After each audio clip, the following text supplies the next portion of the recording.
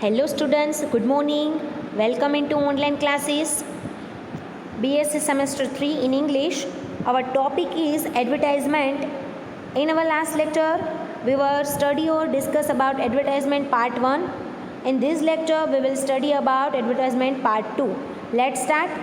You all should concentrate over here. See, in our previous lecture, we will discuss about what is the advertisement, what is the importance, what is the benefit of the advertisement. બરોબર, તો એના આપણે જે કાંઈ બી benefit થાય છે, ફાયદાઓ, એ એડવર્ટાઇઝમેન્ટના જોયા હતા, એના રિલેટેડ એક્સપેન્સીસ અને કોઈક આપણે એક્ઝામ્પલ્સ પણ સ્ટડી કર્યા હતા. Now today we will discuss about more example about the advertisement. Right, અહીંયા તમને કીધું છે advertisement for a laptop computer. લેપટોપનું એક એક્ઝામ્પલ આપ્યું છે, એ જોવાનું છે. દેન તમને કીધું છે second example that is about ad for water purifier. અને પછીની જે એડ છે એ છે ખૂબસૂરત હેર ઓઇલ અને સોલા શૂઝ. તો આ આપણે સ્ટડી કરવાનું છે. એ પહેલાં તો આપણે એડવર્ટાઇઝમેન્ટ વિશે બેઝિક વસ્તુ, જે બેઝિક થિંગ્સ હવે પ્રીવિયસ લેક્ચરની અંદર સ્ટડી કર્યું હતું, again V will discuss it. C, અહીંયા તમને આપી છે ડેફિનેશન ઓફ એડવર્ટાઇઝિંગ. એડવર્ટાઇઝમેન્ટની ડેફિનેશન આપી છે. There is the three types. First is general sense, second is in business sense, third one is in an academic sense. અહીંયા તમને ત્રણ પ્રકારે મોસ્ટલી એડવર્ટાઇઝમેન્ટ આપણે એવું વિચારતા હોઈએ છીએ કે બિઝનેસ સેન્સમાં જ કરવામાં આવે છે, બટ નહીં.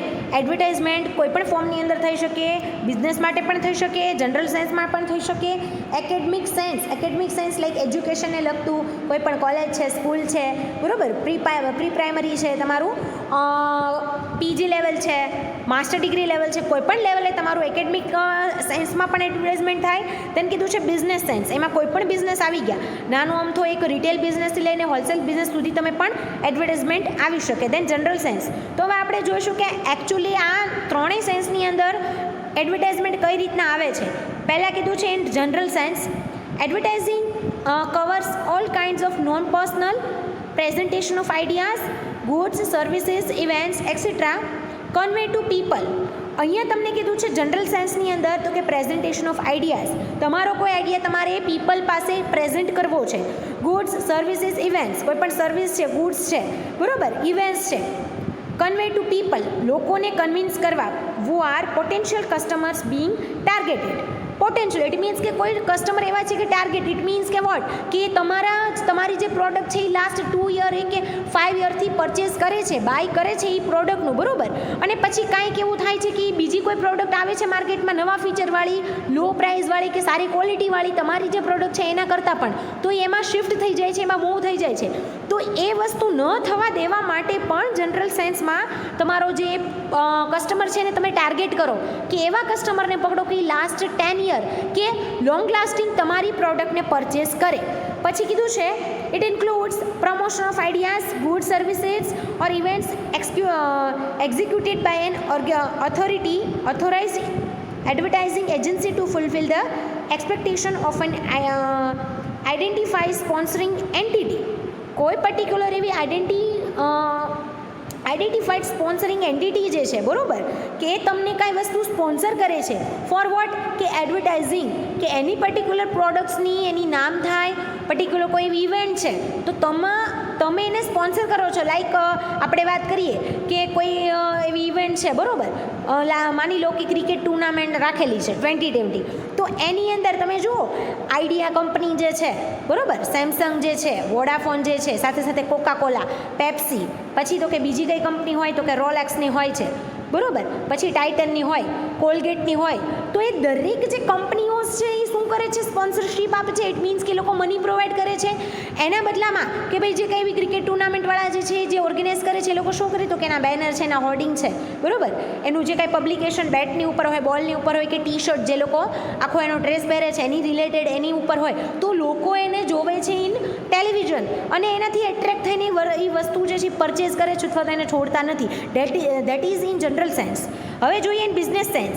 Advertising is a suitable strategy of communicating information for promoting, alluring and convincing people to act accordingly and as expectedly to achieve satisfying results in form of generation of sale of ideas, goods, service, events, Generally, its consideration is realized in form of cash earned because of increasing sales as a result of its positive impact. Persuasion to buy on potential customers. Again અહીંયા target potential કસ્ટમરની વાત કરી છે કે તમે જ્યારે in business સાયન્સની અંદર advertisement આવે છે કરવાની ત્યારે મેઇનલી એની સ્ટ્રેટેજી શું હોય છે? Of communicating information for promoting. બરાબર છે. અહીંયા તમને કમ્યુનિકેશનની ઇન્ફોર્મેશનની વાત કરી છે કે related business all over information provide થવી જોઈએ થ્રુ એડવર્ટાઇઝમેન્ટ. પછી તમને સેલ્સની વાત કરી છે કે પર્ટિક્યુલર તમને કોઈ સેલ્સ છે, સેલ્સ ઓફ આઈડિયા, ગુડ્સના, સર્વિસના, કોઈ ઇવેન્ટ્સના, તો એ પણ તમને બિઝનેસ સાયન્સની એડવર્ટાઇઝમેન્ટમાં મળી રહે છે. દેન કીધું છે in an academic science, advertising as a function of marketing is an academic discipline that teaches basic how to advanced skills of creating a result oriented non-personal communication of information. Non-personal communication, બરાબર, કે આમાં તમારો કોઈ personal જેને કહેવાય motive નથી, તમારા કોઈ પર્સનલ બેનિફિટ નથી. That is the all over academic. બરાબર, ઓલ ઓવર એકેડમિક લેવલે જોવા જઈએ તો એકેડમિક લેવલનો જે કાંઈ બી બેનિફિટ મળે છે, બરાબર, જેનું એનું જે કાંઈ બી એની ગુડવિલ છે ઇમ્પ્રૂવ થાય છે. That is the main point of view. It is done by making systematic plans which when applied correctly with blend of creativity and innovation. Mostly academic સેન્સની અંદર જોઈએ છે ઇનોવેશન વસ્તુઓ, ક્રિએટિવિટી એમાં જોવા મળે છે. Has a remarkable ability to make a positive mental impact and bringing in a psychological change in the majority of people, masses, by appealing and impressing them on their conscious level to try an advertised idea, product, service or event. For example, senses pleasing promotion, if done creatively with some unique memorable presentation, always makes a place in the minds of onlookers. However, it must be done within a permissible demarcation of a professional ethics. It also helps an identified sponsoring entity on goodwill only if such an entity provides idea, product, service or event on a par with the convey. અહીંયા તમને કીધું છે એડવર્ટાઇઝમેન્ટનો main જે intention, okay, in academic લેવલે જોવા જઈએ તો અહીંયા તમને શું કીધું છે કે appealing, improving, impressing them their conscious level. Mainly creativity અને યુનિક મેમરેબલ પ્રેઝન્ટેશન. મોસ્ટલી અહીંયા પ્રેઝન્ટેશન થ્રુ તમારી એકેડમિકનું જે એડવર્ટાઇઝમેન્ટ હોય એ થતું હોય. ઓકે, લાઈક તમારું ઇન્ફ્રાસ્ટ્રક્ચર છે, દેન એકેડમિકનું ફીઝ છે, દેન કોઈ ગાર્ડનને રિલેટેડ એક્ટિવિટીઝ છે, અન્ય કોઈ એક્ટિવિટીઝ છે, કોઈ એક્સ્ટ્રા જેને કહેવાય કે ઇનોવેટિવ મોટિવેશનલ લેક્ચર્સ છે, ફેકલ્ટીઝ છે, સબ્જેક્ટિવ નોલેજ છે as well as extra knowledge છે. બરાબર, સાથે સાથે ક્લાસ વર્ક છે, ક્લાસરૂમ જે છે, દેન તો કે building wise, fees wise, canteen wise, તો એ દરેક વસ્તુ આની અંદર મેન્શન થાય છે. તો અહીંયા તમને એડવર્ટાઇઝમેન્ટની વાત કરી છે 3 સેન્સમાં. દેન જોઈએ એડવર્ટાઇઝમેન્ટ એકચ્યુઅલી શું છે? તો કે creative process, non personal communication, એક પ્રકારની માર્કેટિંગ ટેકનિક થઈ, then execution of creative idea, media depend, technique of success અને પેઇડ પ્રમોશન. આ દરેક વસ્તુઓ એડવર્ટાઇઝમેન્ટમાં મેન્શન કરવામાં આવે છે. That is the advertisement. In examination તમને જો ક્વેશ્ચન પૂછાય કે વોટ ઇઝ ધી એડવર્ટાઇઝમેન્ટ, તમારે આવો ચાર્ટ બનાવવાનો રહેશે. હવે આપણે એના બેઝિક એક્ઝામ્પલ્સ જોઈએ. That is the example of Coca-Cola. અહીંયા તમને એક એની ટેગલાઇન આપી છે. જુઓ, ટેગલાઇન પણ એવું સારું એવું ઇમ્પ્રુવમેન્ટ ઇમ્પેક્ટ આપે છે. અહીંયા કીધું છે share a Coke with family, friend, papa, mumma, ભાઈ, ભાભી, નાની, દાદા. તો જુઓ, અહીંયા તમને એવી એક પોઝિટિવ ઇમ્પેક્ટ ક્રિએટ કરવામાં આવે છે through advertisement. That is the advertisement, that is the example of Coca Cola. Then કીધું છે તમને અહીંયા જો એક કોઈ એવી સ્કીમ હોય, okay, scheme related advertisement. Monday and Tuesday only with this coupon buy one get one free, all shoes buy one and get one equal or lesser value free, very fine shoes. અહીંયા તમને એનું જુઓ જે કાંઈ બી coupon છે કે એના through તમને આજે સ્કીમનો લાભ મળે. હેવ અ સ્માર્ટફોન, શું તમારી પાસે સ્માર્ટફોન છે?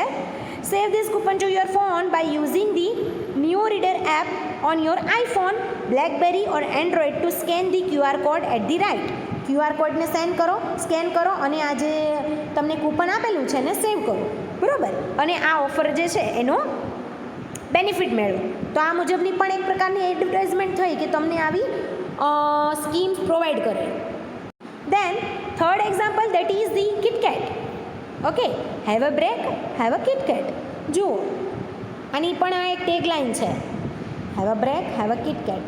અને આપણે ટેલિવિઝનમાં જોઈએ છીએ કે લોટ્સ ઓફ કિટકેટના છે, ડેરી મિલ્કના છે, કોકાકોલાના છે, દેન મેકડોનાલ્ડ, ડોમિનોઝ, અલગ અલગ pizza, burger, mostly fast food છે, ચોકલેટ્સ છે, બેકરી આઇટમ છે, દેન ક્લોથ્સ છે, સેન્ડલ્સ છે, then crockery item, then kitchen related item, food item, દરેકની શું આવે છે? એડવર્ટાઇઝમેન્ટ આવે છે.